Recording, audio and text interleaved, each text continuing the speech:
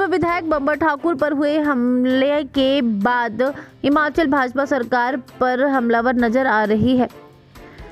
हिमाचल भाजपा के राज्य मीडिया प्रभारी करण नंदा ने राज्य की कानून व्यवस्था पर सवाल खड़े किए हैं। करण नंदा ने कहा कि राज्य में कानून व्यवस्था पूरी तरह से चरमरा चुकी है।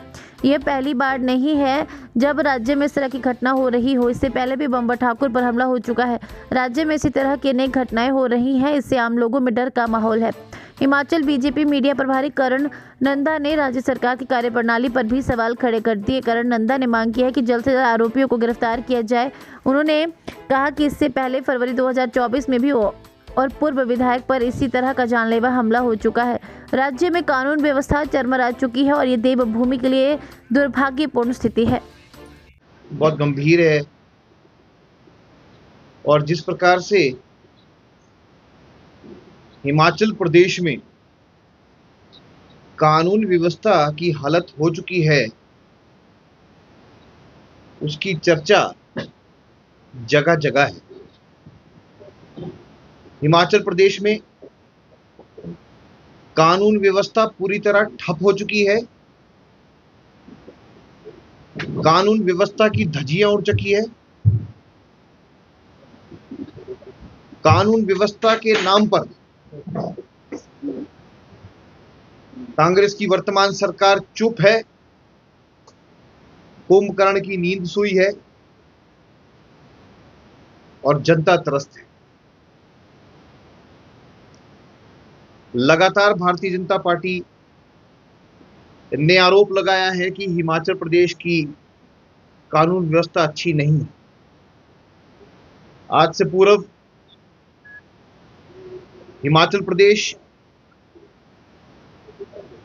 शांतिप्रिय राज्य हुआ करता था।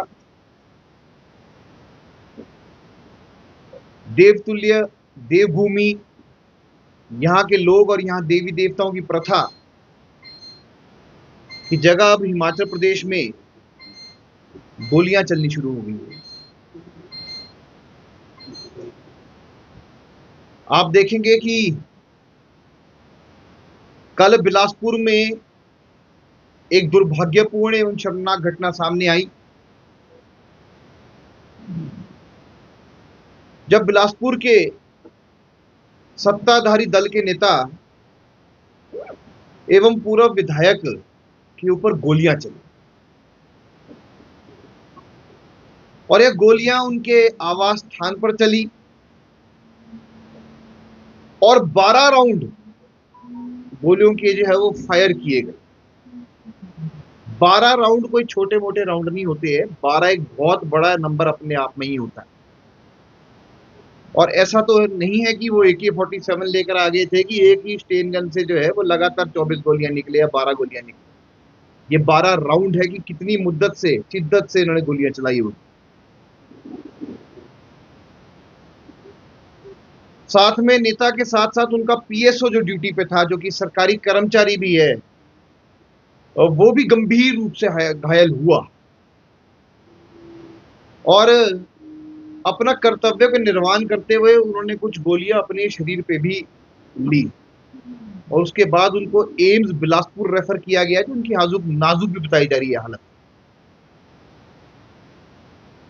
तो PSO के ऊपर गोलियां चलनी, नेता के ऊपर गोलियां चलनी, इस प्रकार की वारदातें अब हिमाचल प्रदेश में दिखा रहा है कि हिमाचल प्रदेश की कानून व्यवस्था ठप हो चुकी है और यहां जंगल राज हावी है। पर सरकार मौन है। सरकार में केवल मात्र सरकार के मुखिया कॉल करके पूछते हैं आप कैसे हैं, आपको PGI जाना चाहिए, एम्स जाना चाहिए, पर आप IGMC आए हैं, वो आपका निजी जो है डिसीजन है। इस प्रकार के बयानबाजी सामने आती है। पर कि घटना कहां पे हुई थी? ये घटना जो है वो कांग्रेस के नेता के पत्नी के घर पे हुई थी, जो कि एक सरकारी आवास है। तो एक और बहुत बड़ा प्रश्न चिन्ह ये खड़ा होता है कि अब सरकारी आवास भी जो है वो सुरक्षित नहीं है। सरकारी आवास पर भी गोलियां चलनी शुरू हो गई है और उनकी पत्नी जो है उनको गाड़ी के पीछे छिपकर अपनी जान बचानी पड़ी। तो यहाँ महिलाएं भी सुरक्षित नहीं है, नेता भी सुरक्षित नहीं है, पुलिसकर्मी भी सुरक्षित नहीं है और एक कर्मचारी भी सुरक्षित नहीं है।